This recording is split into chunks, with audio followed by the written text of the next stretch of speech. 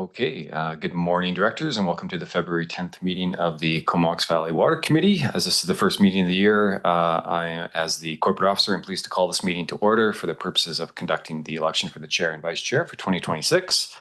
I'll start just by recognizing that we are conducting our business today on the traditional unceded territory of the Comox First Nation. We've been through this election process a number of times now, so of course I will call for nominations for each position 3 times and seek nominations for both at the appropriate time. Are there any questions, directors, regarding the process? I don't see any, so yeah, I'll start with the position of chair and call for nominations, and I see Director Grieve. Thank you very much. I'd like to nominate Director Morin. Thank you. I will call a second time for nominations for the position of chair. And I'll call a third and final time. Seeing no further nominations, Director Morin, do you allow your name to stand? Yes, I do. Thank you. Thank you so much. And I'm pleased to announce you acclaimed as chair for 2026. With respect to the vice chair now, so I'll call a first time for nominations for the position of vice chair. And Director Hillian. Thanks. I'll nominate Director Grieve. Thank you. I will call a second time for any nominations. And I will call a third and final time for any nominations. Seeing no further nominations, Director Grieve, do you allow your name to stand? Thank you. Then I'm pleased to announce you acclaimed as vice chair for 2026. With that, thank you, directors, for your support, and I will turn matters over to Chair Morin.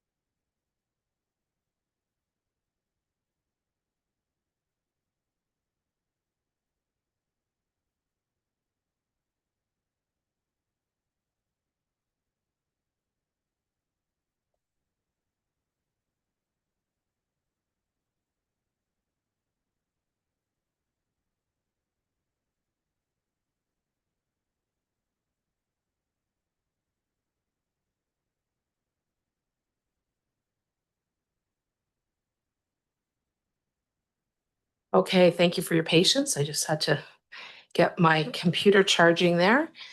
Welcome, everybody. Nice to see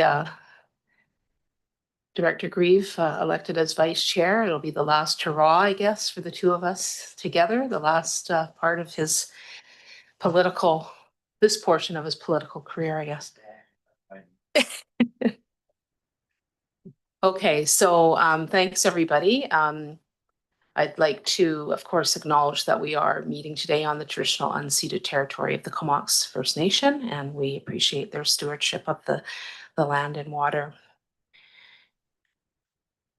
And the first item on the agenda is the resolution status report. Do you have a seconder? Second. Okay, moved and seconded. Any questions or discussion on that?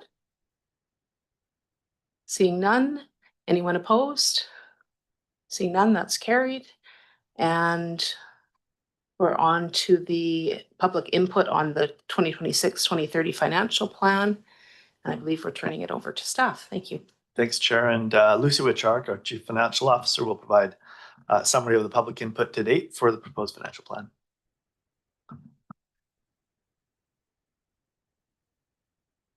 Great, thank you. To the CAO, the chair, and to directors, good morning. The budget engagement process for 2026 was launched on January 21st.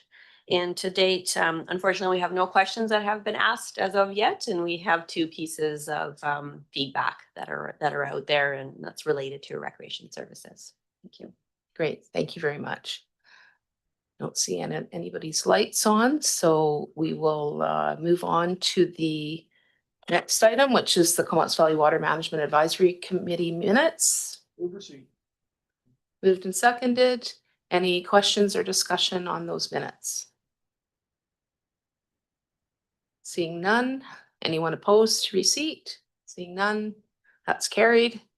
And we'll go on to the voting structure report. Moved and seconded. And I believe we're turning this over to staff as well. Thanks, Chair. Just really quickly, this is an annual report that you'll see that determines the voting structure as per the Water Local Service Establishment bylaw. And it is based on the previous year's consumption. So unless there's any questions on the report, it's fairly straightforward, and it is one that you see on an annual basis.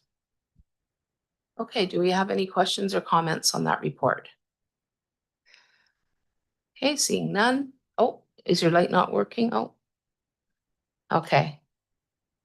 Director Grieve. Well, this will be the 18th time I brought this up. Yeah, just a question. I know that we're still dealing with that voting structure that is totally flies in the face of anything that smacks of sustainability or conservation. But you know, I know Comox is growing quite a lot, and yet their consumption is going down by negative 4.64%. And I noticed that all the other areas that are also have water meters and the electoral areas, except for area C, sorry about that, are also going down. So I'm just wondering, is Courtney looking into perhaps coming up with some kind of a metered system where there's some advantage for people using less water? Yeah, I don't know if any of my Courtney colleagues want to comment, but yeah, I'll turn it over to Director McCollum, and then I can fill in anything if there's anything else to add. Thank you. Yeah, happy to answer that. Yes, council has directed staff to include the phase-in of water meters in our capital plan, and there has been an RFP that's gone out for that. Yeah. It's going to be a slow phase out of people that want to opt in that are meter ready, along with identifying areas that are high use and slowly rolling it out based on what the utility can afford. But yeah, the process has started. Yeah, I would also add that I did check with our city manager, and there is a report coming next month to Courtney Council, the fulsome report on the water metering. So so stay tuned, get your popcorn and sit down and watch our meeting, Director Grieve, and then hopefully you'll get a lot of good information. But yeah, actually our staff has been working for quite a while, starting with the Water Smart Action Plan and several strategies within that plan, and happy to say that almost all those strategies have been checked off the list except for universal metering. So there has been quite a bit of progress. It just hasn't kind of been unveiled publicly yet. If there's nothing else to add from Courtney, that's just the short answer, I guess, on metering. Okay, so I don't, oh, sorry, go ahead, Director Kerr. Yeah, just on this issue that came up at our Comox Council meeting, and we had discussion about it, and I guess there was a lot of uncertainty around or just unknowns around the actual data behind the percentage changes. So, is it based on increased usage per household? Like, is one community doing a different doing differently compared to the other in terms of usage per household or per person? Is it all simply explained by growth, and the population growth in one community is much bigger than the other? Is it due to the almost zero industrial land we have in Comox versus the industrial land in Courtney, and such the growth is from industry? Or is the loss due to leaks? Is one community having a lot of water leakage compared to the other? So you look at plus 11.4% and minus 4.6. If all that's due to population growth, then yeah, the voting changes, despite, despite the philosophical differences, but the voting changes makes a lot of sense. If, for example, on the other hand, town of Comox is doing like exceedingly well at, water conservation and water metering and such, is getting penalized for that work. And while let's say there's a big leakage in a pipe in Courtney and there's a lot of that changes due to leak, then that wouldn't seem as equitable. So I guess it's just a lot of unknowns, and I hear a lot of like even around our Comox council table, there was a lot of assumptions and truths that we didn't know the answer to. So I think having more data on what actually is contributing to these percentage changes might increase confidence around the Comox council table of why the vote changes is proposed the way it is. Yeah, thank you for that, Director Kerr. I know I did see the letter that came through from the town of Comox, and I'm assuming that we'll have a conversation with staff around that and how best to respond. And I think you're right. We don't have all the data. We know that there are certain areas, unfortunately, in Courtney where there's higher, higher usage. But we don't have all the nuts and bolts. And we do have also, as part of the Water Smart Action Plan, we do have some leak detection work happening. It's certainly not to the extent that we would like, but there are some things happening that are trying to mitigate that.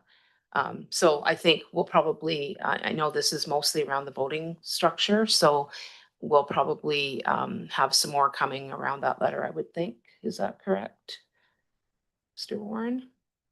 Yeah, certainly. If there's, and we can connect with you more Mhm. specifically on how to report back on that. If there's clarity needed, we can provide that clarity and how it aligns with the bylaw and the Mhm. voting structure. And it looks like, sorry, I didn't see you, Director Grant. I will, Mesmerized by your talk. I'll move on to Director Grant. Yeah, I think there are a lot of unknowns and it would be nice to get some of that. But the real problem with this is that Courtney has enough votes to vote everybody down, which last time we did a service review, we got right to the end and then they go, no, we're leaving it the way it is. And so there's absolutely no way that anyone can change anything unless Courtney changes their way of doing it. We can't get to a better voting structure because they just vote us down all the time. And that to me is the real problem. You should never have one community be able to dominate the entire thing. And that's exactly what we've got going here. Thank you for that. And Director Arbor. Yeah, thanks. As a very, very minor participant in the service, I would just say it reminds me in year one when there was complaints that some of the directors voted the same way on everything. And then I remember putting an Excel sheet together of the votes and it showed that almost never happened. It's not who you suspected that were actually voting a certain way. And in regards to the water committee, I actually cannot remember a time where Comox and the other minority partners actually significantly voted against Courtney in this term. So I would encourage the member from Comox to bring some evidence and backing to the potential problem that exists, because I think it's mostly perceived. Thanks. Okay, I'll and I'll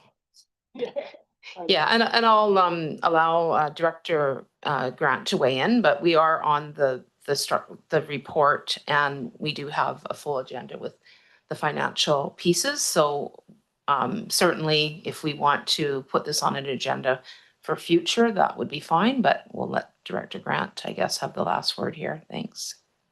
Yeah, I guess my evidence would be that the last time we did a service review, we got right to the last day and then Courtney all got together and decided they wanted to keep it the way it was. That's evidence number one. Okay, so we're going to, I guess, accept that report. I don't believe there's anyone opposed to that. And we'll move on to the financial plan. Thank you, Chair. Lucy Wichark, our Chief Financial Officer, is going to introduce the financial planning process today. And then Mark Rutten, our General Manager of Engineering Services, will be introducing the core service that is water supply. We have a PowerPoint for that, and then we'll move into the individual financial plans under this committee. Lucy, over to you. So thank you. Through the CAO and the chair to director staff, we're really pleased to be able to be here today to present the financial plan for the water committee. So I do believe that the directors around the table are quite familiar with the process that we're using for 2026. So in the essence of saving time, I won't go through that again. And we can proceed as the CAO has described and move on to the core service presentation and then get right into your individual Service 300 water supply.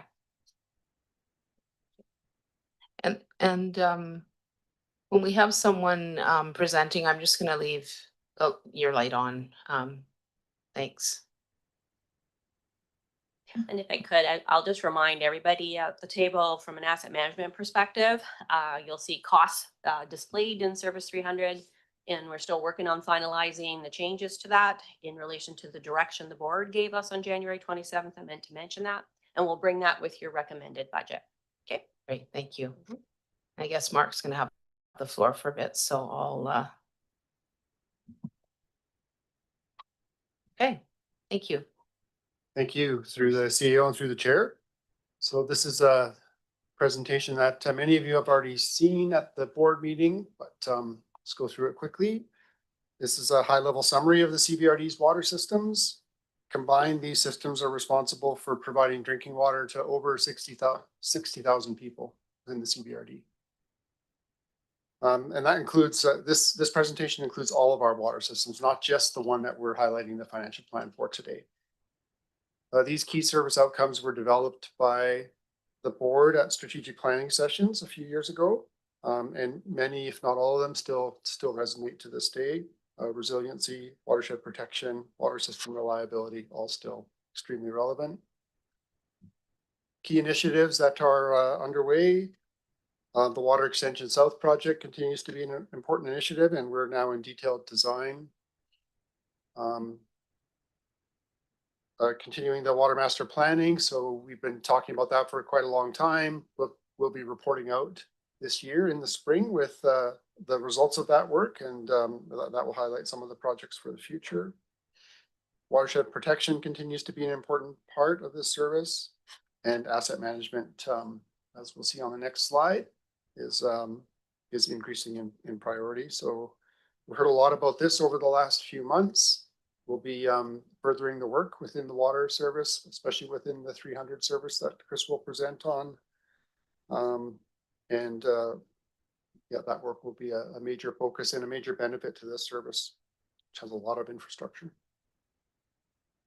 On the corporate energy and emissions side, we've highlighted a project to install solar panels and battery storage at the treatment plant. We're working with BC Hydro to help secure funding for this project. On its own, it would be fairly expensive, but with support from BC Hydro, it could be a very efficient project and help stabilize operations at the treatment plant during power failures and also save a little bit on emissions. On trends, challenges, and opportunities, our challenges continue to be long lead times and high costs, increasing debt for projects that may come out of the water master planning work, and increased regulation.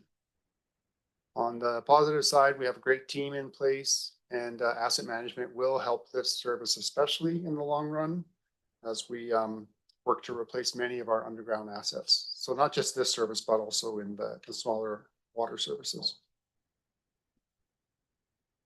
Quickly on the expenses. Again, this graph is for all water services, so it doesn't highlight just the 300 service. You can see expenses increasing over time with larger contributions to reserves in 27, 28, and 29, and then followed by higher debt costs in the future. On the funding slide here, most of this bar is made up from the bulk water rate. That's the large blue portion. The orange portion are parcel taxes, which are mainly in the rural areas as part of their funding strategy for raising revenue. And the final slide for me here is just a summary of our core service. And I'll just not highlight anything there, but just leave that up. And if there's any questions, I'm happy to answer those. Okay, thank you very much. And do we have any questions or comments? Okay, seeing none. Thank you. All right. Just going back to the agenda here, sorry. We're moving on to the next segment here. I think we have Chris coming up. Yeah, thanks, Jordan. Yeah, Chris LaRose is our Senior Manager of Water and Wastewater Services. Chris will be presenting the bulk of this PowerPoint, supported by Mike Hirschmiller, Manager of Water Systems, Water Services. And Chris, over to you. Thank you, James, and through the chair. Good morning, everyone. So yeah, we put together a PowerPoint here to help walk through the proposed financial plan for Service 300. Working closely with finance and ops. Because of the length of the presentation, thinking that we'll likely stop a couple times during after key sections and just provide an opportunity for discussion before, rather than just waiting to the end of such a long presentation. Would you prefer to sort of give us a hint of when to stop? Yes, yeah, perfect. and be twice, I think. Okay, Yeah. super. Great, okay. So we'll start, and also Mike and I will be tag teaming through the first part of the section. So yeah, to kick us off, just a brief overview of the service.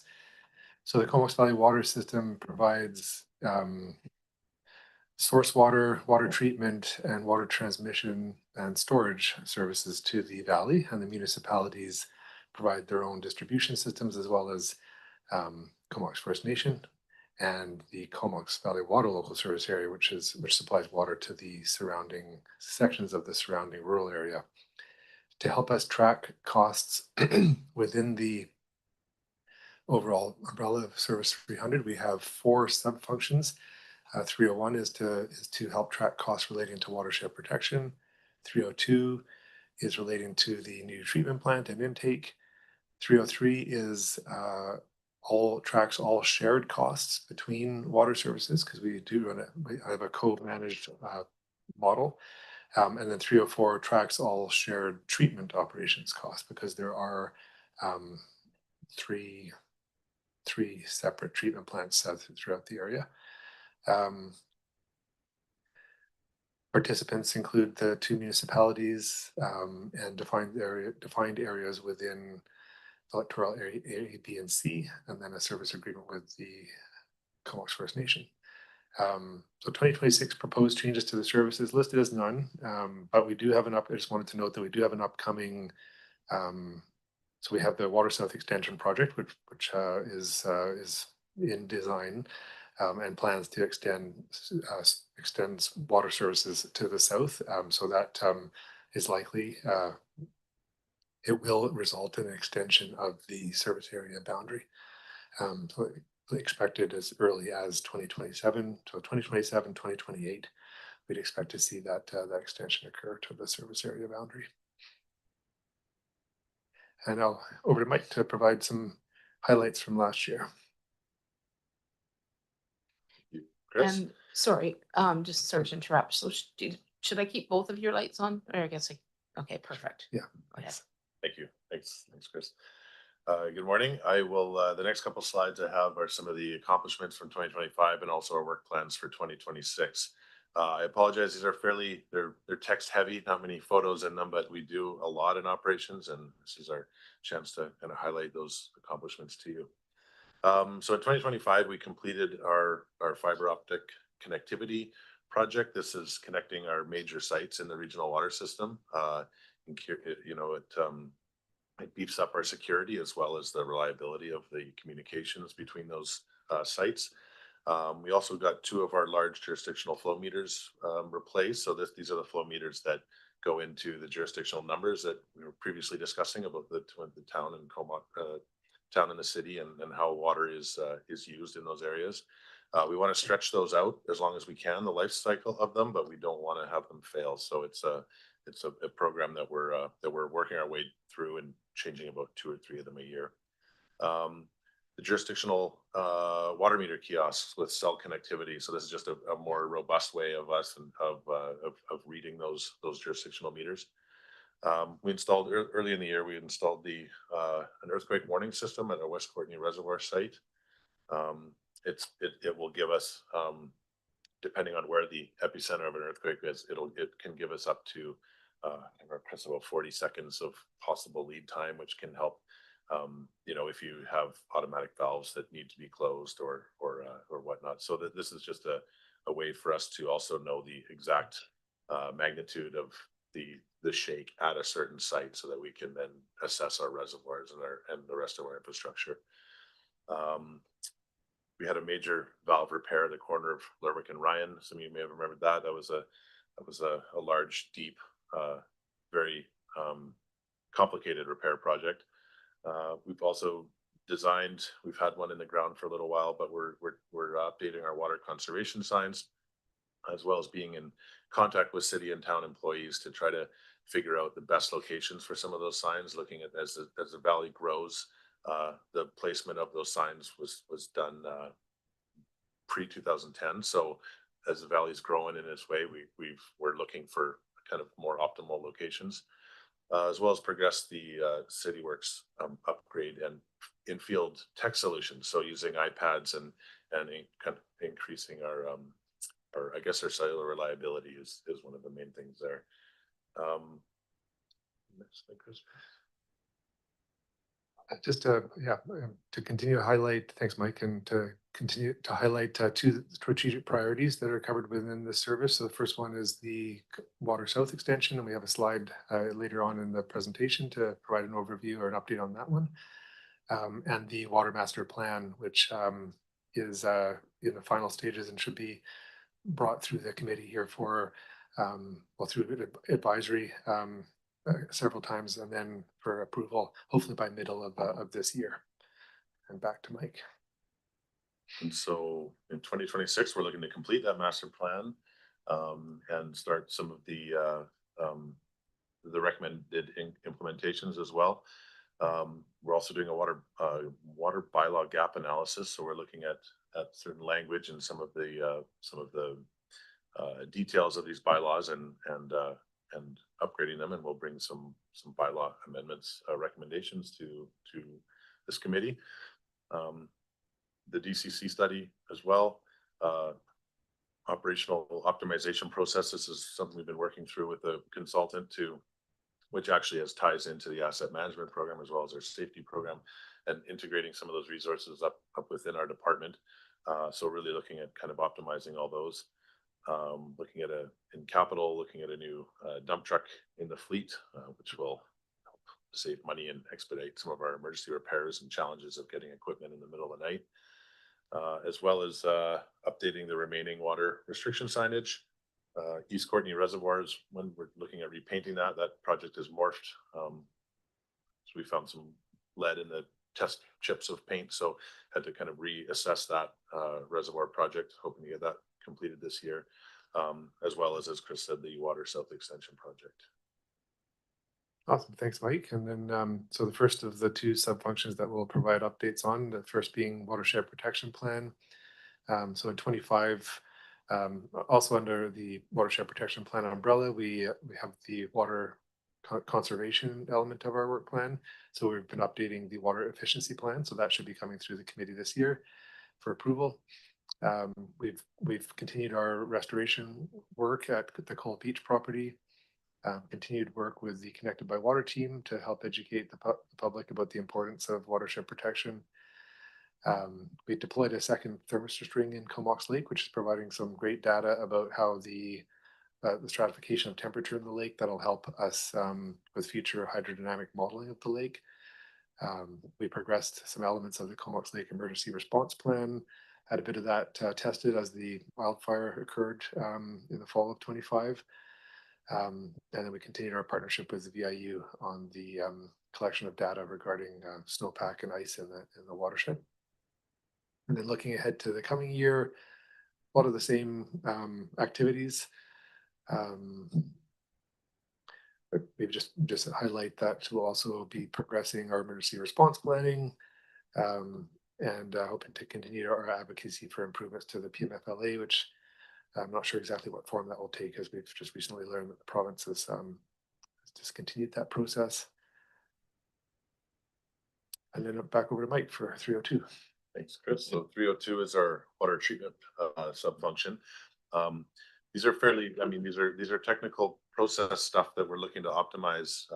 We've found that chemical costs are going up significantly. Some of those up even 15% over last year, just the coagulants alone. So we've looked at some projects. We've got a really great team that is coming up with these solutions, and we've instituted a couple of them in 2025.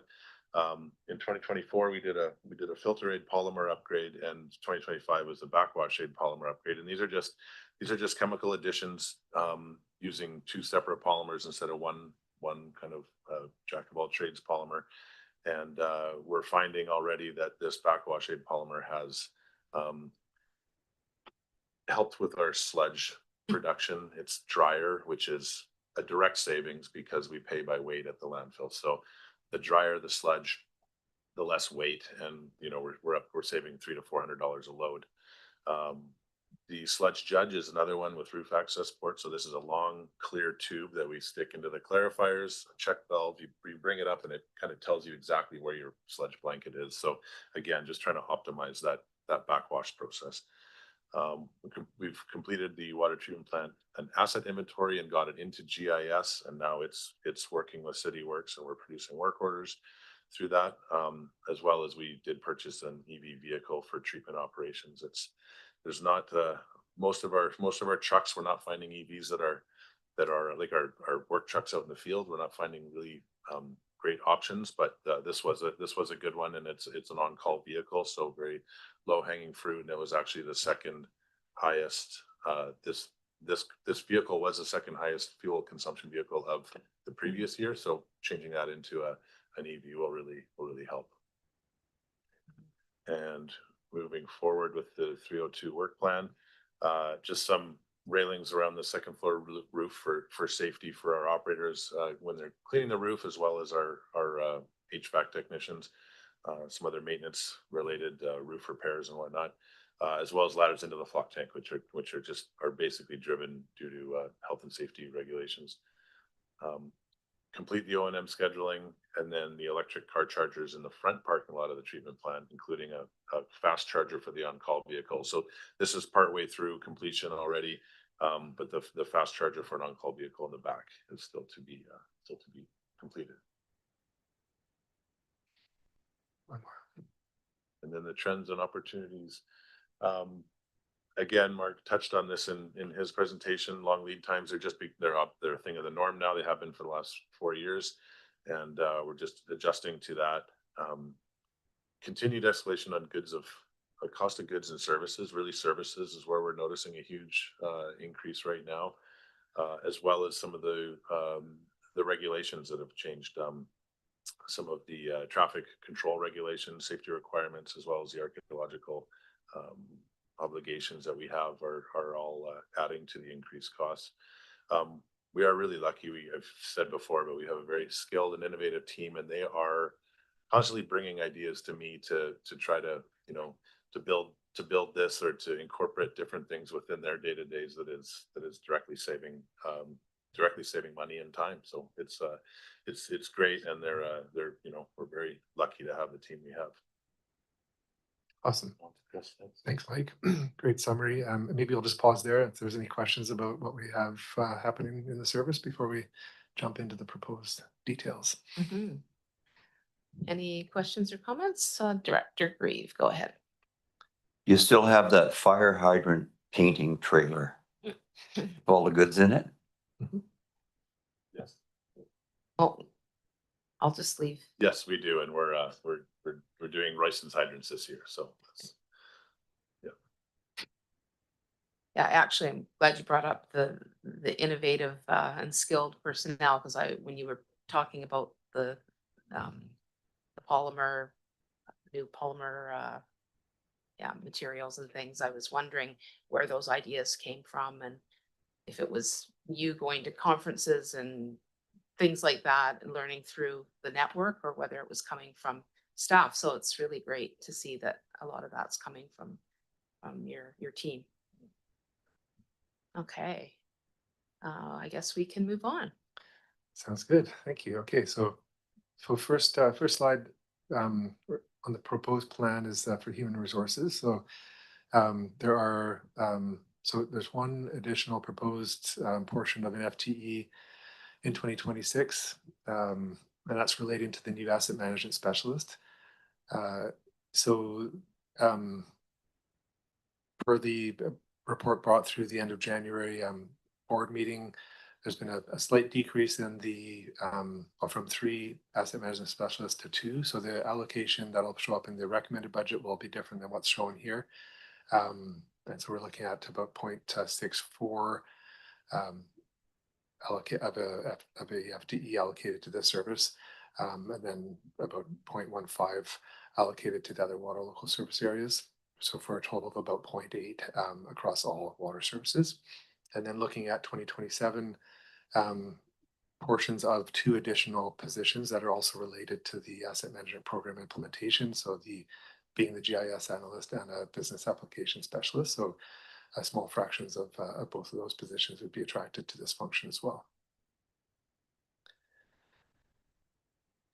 And looking at expenses, we've got some inflationary increases falling in under the material supplies and utilities, but otherwise some decreases in contracted services and debt charges as we see a piece of debt being retired for the Dingwall water main pump station. So it's great to see some debt being retired, and some reductions in professional fees that are bringing down the cost in the contract and general services a bit. On the revenue side, we see as I'll show on the subsequent slide, our bulk water rate is being held at $1 per cubic meter for this year as it was last year. But so the increase in projected revenue comes from an increase in consumption due to growth. And that projection is more in line with what we actually saw in 2025, where we were around 9.4 million in revenue. So we expect that to be a little bit higher in 2026, just arising from community growth. We also see an increase in the recoveries from other functions. So that line from 50 up to 260, just as we're doing a better job of tracking costs between services and making use of that sub-function 303 that I highlighted, 303 and 304 that I highlighted at the beginning. So currently no surplus being highlighted here, but those numbers will be finalized for the and embedded within the recommended budget.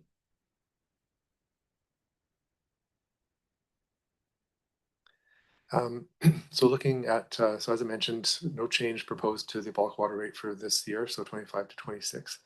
But a change, so the last plan had the bulk water rate being held steady, just pending the outcome of the water master planning process. But this time we are projecting an increase just to help us navigate as we've progressed through that water master planning process, and it's become clear that there are some significant capital costs coming up for the service. The precise nature and timing of those are still being finalized through the water master plan, but we're definitely forecasting the need for an increase in the bulk water rates, but we opted to keep it flat this year just to provide more time for municipal finance staff to help plan for those increases.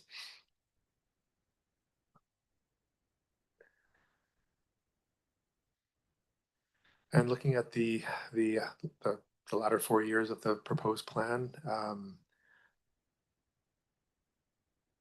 so you can see the projected increase in water sales based on that those increases to the bulk water rate in the top row. The recoveries from other functions jumps from that 250 up to 670, 673 here in 2027. And that increase is arising from the incoming First of 10 years repayment from the Royston Water Local Service Area for the capital improvement cost charges that that'll be owing as part of the Water South Extension project. So that's a 10 equal payments over 10 years to help fund that. So that was arising from a motion that came out of the Water Committee several years ago. And that money will flow into the development cost charge reserve to help fund growth related projects for the service.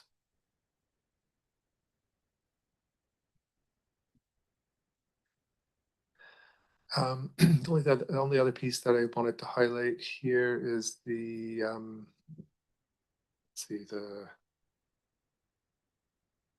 the increase in debt charges. So just starting to show up in the last year highlighted there. So debt charges around the 1.8, 1.9 million, and then almost doubling in 2030 as we start to incur some of those larger capital costs that are predicted to be coming out of the water master planning process, but will be firmed up in our next financial plan brought forward next year. So before we continue to capital planning, just wondering if there's any questions about what we've presented so far. Hey, Director McCollum? Yeah, similar question to what I asked in the sewer budget, that the person or the support service increase is 28% over last year. It's the biggest line item increase. And just want to better understand what's driving nearly a 30% increase in that line item. Oh, yes. Thank you. Go ahead, Kelly. Thank you through the chair. So support services is allocated according to policy, and for this particular budget, the biggest driver for this one is going to be the capital and the operating budgets that are part of the allocation basis used. This service has also had a very intense period of capital with water treatment plant still included in that 5-year rolling average that we have. So we should see that starting to come down over the next year. But their operating budget is also quite large. So they do the biggest budget drivers for support services are unfortunately water, sewer, solid waste, and recreation. Yeah, I'm just trying to understand why it's increased so much over last year. If we haven't added new capital, if it's a rolling average, how is that average going up that would bump it up? Well, so to the new 20%. capital, sorry, I didn't mean to cut you off. Yeah, it's okay. The every year there is new capital within the plan. There's also their operating budgets are increasing, not just for water across the board, but also for the general admin as well. There was increases in those budgets that had to be allocated out, so they also factor into the allocation. The allocation basis, I don't think there was any changes to their IT consumption or HR. So it's budget driven. Yeah, to me, I'd like a better understanding on the math. Just seeing a 37% increase in sewer, it makes sense, the capital explanation, but on this one, it's a little harder to grasp. I mean, the proposed budget is lower than last year, yet that line item is 28% more. So I would like to better understand how that item could be,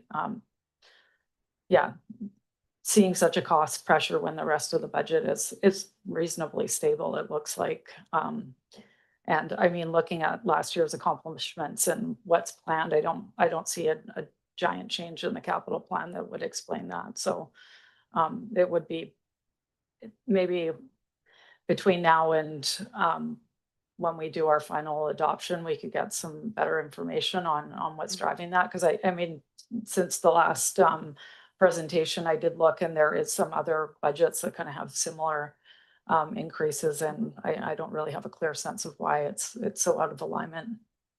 Thanks.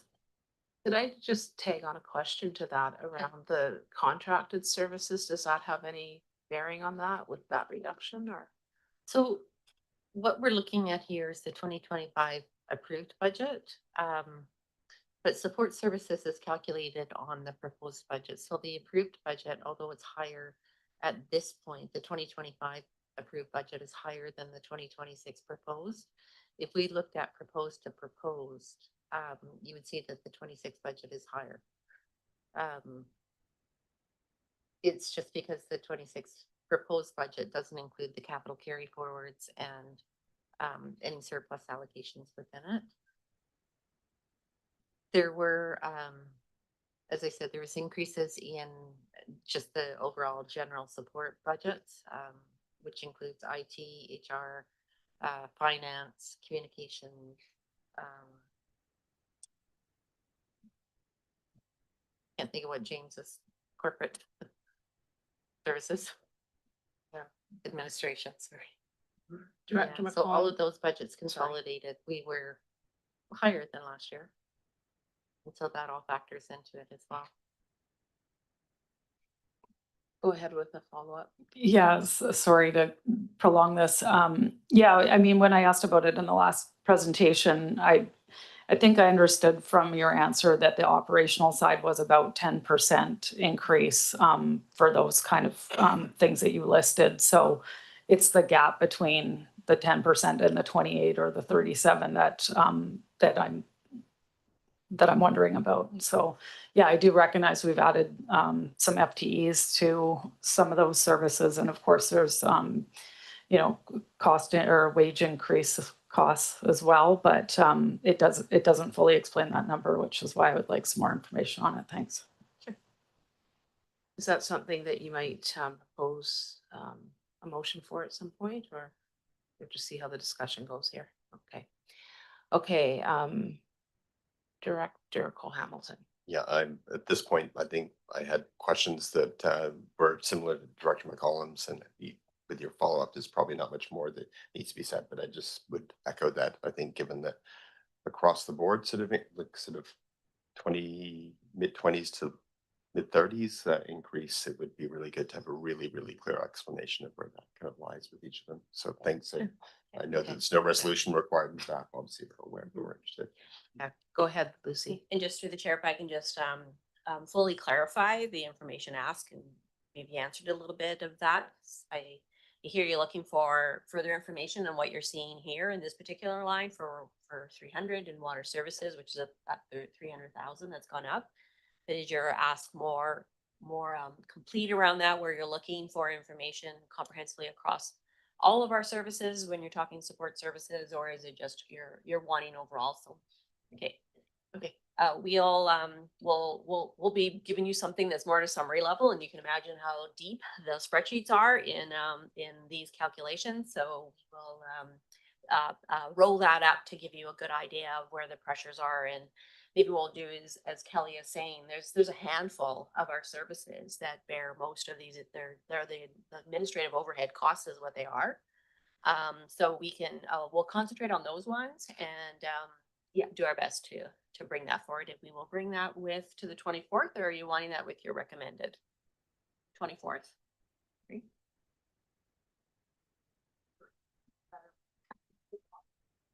Okay, so looking at the 24th, then it sounds like. Okay. Okay, Councillor Cole Hamilton. Thanks, and I don't necessarily have a Director, comprehensive list, but we saw that sort of I think rec facilities were 35% additional in that category, and then even rec grants were 24% increase. So it just, I'm not sure I have all of the places where those increases land, but it'd be interesting with each of them in hearing that. And transit like 28.5. So just all those services where those large increases land. Okay, sounds like we're going to get some information back, so that's great. So we'll move on to the rest of the presentation. Okay, great. So starting into the capital plan and beginning with an asset management update. So just building on Mark's update in the core service summary.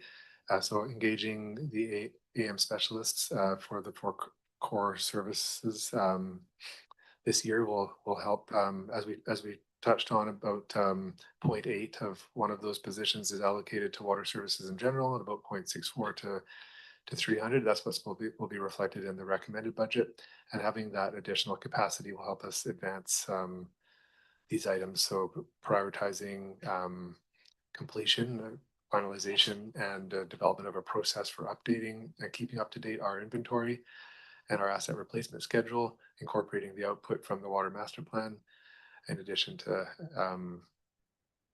the asset inventory,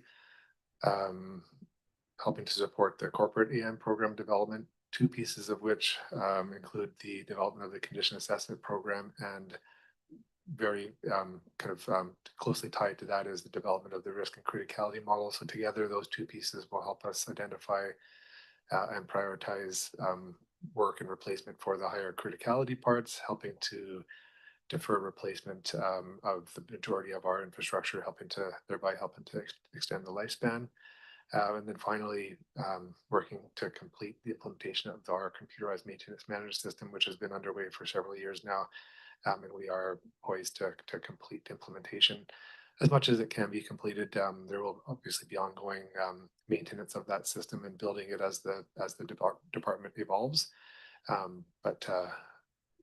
Yeah, very pleased with how that is helping to streamline and improve with our documentation for our maintenance activities.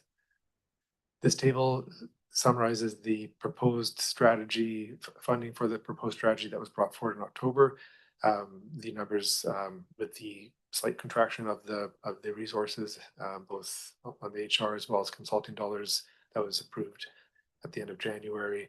So these numbers will be changed when they get embedded into the recommended budget, but we will see a small reduction in the total human resources and the consulting dollars as that work gets stretched out over a couple more years.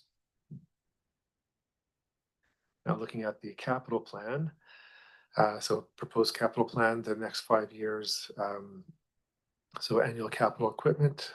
So 26, the one that stood out, there's two pieces there, in addition to the number of smaller items that I won't get into, but a Zetasizer. So I think this is an example of what Mike was describing earlier about innovation by our operators. The Zetasizer is a piece of equipment that'll be used in our lab by our treatment plant operators that will help us very quickly and accurately assess the level of and fine tune the levels of chemicals that are used in the treatment process, which so it's a fairly significant piece of equipment, about 70K or so, but should help us to rapidly reduce the amount of chemical that's being used to treat. Definitely will, yeah. And with the rapid escalation of chemical costs lately, that is expected to translate to some significant savings. And then vehicle purchases, we have, so Mike mentioned that one of our initiatives this coming year, again, trying to help to bring costs down, is acquisition of a dump truck to help us reduce the cost of transmission main breaks when they occur. 1063 is the reservoir repainting and East Courtney pump station reconfiguration to help us handle the peak demands that are stretching our current infrastructure during the summer watering times. So some work there, so some funding there. Comox Reservoir repair, so that this is a piece that will get an example of something that'll be fine-tuned as we get the finished water master plan over the next few months, but we are putting a placeholder value there of about $5 million to help to replace that reservoir, which was initially flagged for repair, but subsequent structural assessment of that reservoir indicate that it is likely nearing the end of its life. There's some minor undermining happening. The reservoir was built on compacted gravel and sand rather than on a concrete base, and over time we've seen some erosion occurred, plus some corrosion of the tank itself. So that's a big ticket item coming up. So fortunately, there's room at that site to build a new reservoir next to the existing one, so it'll allow us to decommission the old one after. At Water South Extension Project, we have a slide on that, but we are planning to deliver that project this year and next, with completion anticipated in early 2028, which is the grant deadline for that work. And that's funded by others, so not by the service, but it's a flow-through project. And the last item there is showing up just at the very end of this 5-year plan. This is a big one that we expect to come out of the Water Master Plan, and it's to address the criticality, the high risk that we currently have with our feeds to East Courtenay and Comox. We have a large pipe running down past Condensery, and then we have a small one running through town across the Fifth Street Bridge. As we've seen a couple times over the last few years, when we have an issue, whether it be underneath the Pumbedge River where we had the in-pipe repair, or the leak repair that was closer down to the Solom, it forces us to go into stage 4 restrictions as a community. And that's in the off season. If an unexpected event were to occur in the summer, it's a question mark about whether we'd be able to lower consumption enough with a stage 4 restriction. So we're quite keen to get that risk resolved. So the Water Master Plan will better inform the magnitude and timing of that work, so which will be embedded in the next financial plan. And looking out to the subsequent 5 years, not much to highlight here. There's some allowances, some vehicle replacements, and then another big ticket item that is likely to come out of the Water Master Plan, which is as the communities continue to grow and roughly on schedule. When the treatment plant was finalized in 2021, we're forecasting the need to expand and add a second clear well, which provides more storage capacity for the system. And just a brief update slide on the Water South Extension project. So total project costs are still estimated at the roughly $22 million mark. This is funded from the project partners, Courtenay, KFN, and Royston. And so there's a lot of work underway right now on a project agreement and finalizing the cost apportionment for the project in parallel with progressing the detailed design. So like I mentioned, the key driver for the project is the March 2028 deadline for the grant funding that was secured for this project as part of at the same time as the water treatment project.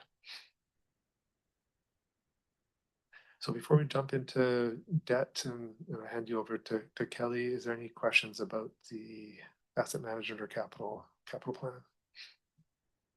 Okay, do we have any questions at this point? Doesn't look like it. I guess we can move on. Thank you. Okay, now over to Kelly. Oh. Thank you, Chris. Just before I get into the debt and the reserves, I just want to circle back to the support services for a second. There is one major piece that I should have mentioned earlier that I didn't think about. Last year, well, for the last 2 years, I believe it was, we've used some one-time funding from our general surplus to bring down that support services calculation. Last year, that number was just about $1 million. This year, we brought in 400,000. So there is a bit of a difference there. I think I told you that there wasn't much of a change in the IT drivers for this particular service, and that's wrong. Laurel just sent me a note to let me know that there was a major change this year. Their IT calculation increased by 293,000. And some of that is due to IT just updating the way that they look after the SCADA, the servers, and the water treatment plant. They have quite a few of those type of IT structures that they look after.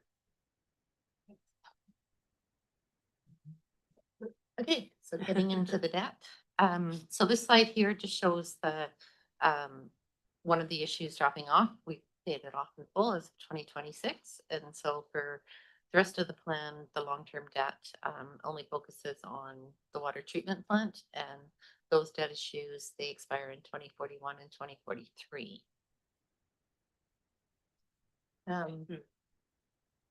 For the long-term debt servicing, everything stays pretty stable until we get to 2028.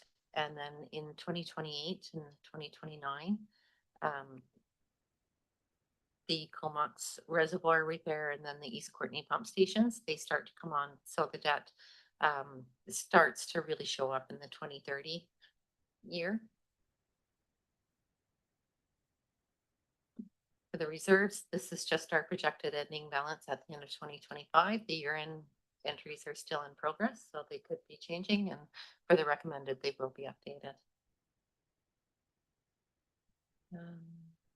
Future expenditure reserves are operating reserves, and they can be used to fund any type of emergency expense, unexpected insurance cost. We can use it for capital or for rate stabilization for operating. GFOA best practice shows that we should have 3 to 4 months of expenses in this reserve, and for this service, it's about 1.1 million. So we do achieve that by about 2028. And but we are continuing to put money away into this reserve for the next 5 years, just to give us a bit of a cushion in here. The Capital Works Reserve, this reserve remains around $3 million throughout the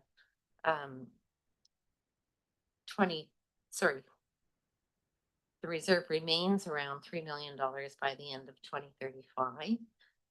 In 2026 and 2027, the reserve is continuing to build, and then as we use it for some of the capital projects that are coming in 2029 and 2030, then you'll see where it starts to come down as we start to use some of those reserve funds for those projects. The DCC reserve, again, normally we wouldn't include contributions to this reserve, but because of the Clearwater project, we have included some pretty minimal estimates in it. And I believe the transfers for that reserve start coming out in 2032.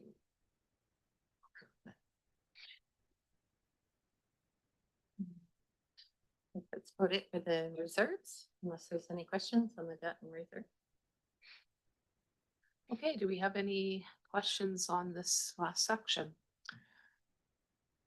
Just one more slide here to summarize the. Yes, sorry, go Yeah, ahead. no problem. So yeah, this slide summarizes the key aspects of the proposed plan in relation to our key drivers. So from a fiscal responsibility perspective, we do have, I mentioned that bulk water rate review plan for 2026 to help ensure that we have the funding available to help navigate the upcoming infrastructure liabilities that were identified, that are being identified in the water master plan regarding capacity, and then within asset management regarding age and condition.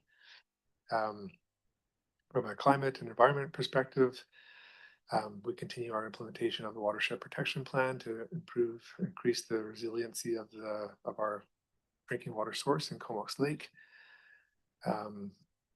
We continue to support increased metering of within the rural areas and the municipalities, and then also progressing the CEP implementation, so corporate energy emission plan implementation, which, as Mark mentioned, we do have some projects currently under review by the BC Hydro to help, that if implemented, could help reduce our footprint. From community partnerships perspective, the WPP is guided by the Watershed Advisory Group, which includes representation from all key stakeholders, and the service itself is a partnership between Courtney, Comox, and the Electoral areas. From an digital relations perspective, our biggest piece of infrastructure was delivered thanks to the support of the KFN through the MBA, which was signed in 2018. And we're working closely, as committed to within the MBA, we're working closely with the KFN on delivery of the Water South Extension project. And finally, from an accessibility perspective, we are working to extend regional services to the south to help provide, to support the KFN's economic development and provide a secure source for many of our rural residents. So that's it from us, but we're happy to support discussion or answer any questions. Great, thank you. Sorry to cut you off before the end. No worries. Okay, we'll open up for any questions, comments. Quite a quiet group. I know some of us had a very early breakfast meeting today, so I don't know if that has any bearing on it, but Kelly, were you had your light on, or is that just from before? Okay. Okay. The recommendation to improve the plan is on the table. Doesn't look like there's any questions or comments. All in favor? Anyone opposed? Seeing none, that's carried. Thank you so much. I believe that we're at. Okay. And just thank you to all of staff for all the hard work. And I know this service, we haven't had the big shiny capital projects like in sewer, but after the water treatment plant, but it just getting the summary is great to see all the amazing work that's being done. And then of course the master planning process that's taking place. So there's a lot going on in this service. We just don't have a big shiny project at the moment, but that's coming. Thank you.